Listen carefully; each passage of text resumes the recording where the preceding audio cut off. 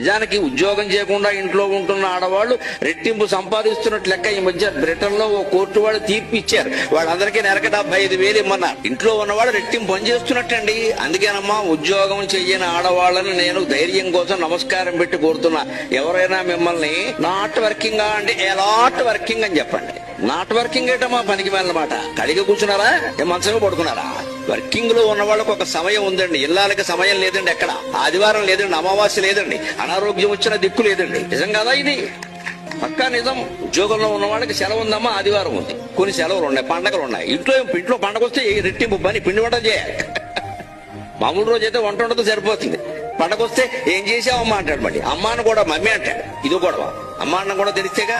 రెట్టింపు పని చేస్తున్న ఆడవాళ్ళని నాట్ వర్కింగ్ అంటారేమిటండి? ఎలాట్ వర్కింగ్ అంటే మనం పని అంటే మన దృష్టిలో సంపాదించేది మాత్రమే పని అనుకుంటాం. ముందు ఆ దృక్పథాన్ని మార్చుకోవాలి.